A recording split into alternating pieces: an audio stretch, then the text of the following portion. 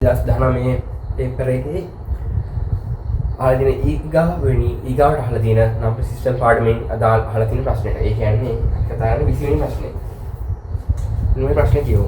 පහත කවරක් කියන ද්විමය දීලා තියෙනවලු 1.1.1.1 අඩු කිරීම 0.1.1.1 අංක ගණිත මෙහි ප්‍රතිඵලය ඉදිරිපත් කරන්න. අපි මුලින්ම දැන් මේක අඩු කිරීමට තියෙන bitwise කියන bit අඩු කිරීමක් තියෙන bit අඩු කරන්න යන්න තියෙනවා. ද්විමය අඩු කිරීම. ඒකට පිළියන මුලින්ම පිළිවෙලට යටින් යට ලියමු පහසු වෙන.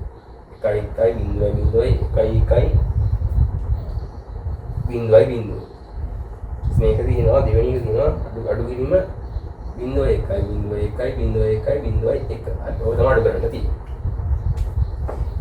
දැන් මෙතන තියෙන බිඳුව අඩු කරන්න බැරිද මේ පැත්තෙන් නෑ. ඒකට මෙතන එකක් ගන්න. ඒකට එකක් ගත්තාම මෙතන දෙකයි. දෙකෙන් අපි මෙතන ටිකක් ගන්නවා. ඒතර මෙතන දෙකයි.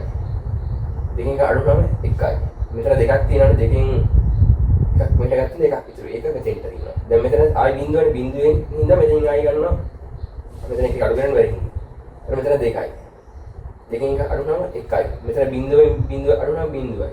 ආයි මෙතන එකක් බිඳුව එකක් අඩු කරන්න බැරි නම් මෙතනින් ගන්න. මෙතන නෑ. මෙතෙන්ටක් ගන්නවා මෙතෙන්ටක් ගන්නවා. ඒතර මෙතන දෙකයි දෙකෙන් එකක් එකයි. ආයි මෙතන එකක් ඉතුරුයි. දෙකෙන් එකක් ඉතුරුයි. එකයි. මෙතන බිඳුවයි. ආයි මෙතන එකක් ගන්නවා. ඒතර මෙතන දෙකයි. දෙකෙන් එකක් එකයි. ආයි මෙතෙන්ට බිඳුවයි. උත්තරේ 0.1.1.1 0.1.1.1. කියන්නේ උත්තරේ මේකේ හැටියට උත්තරේ තියෙන්නේ 3.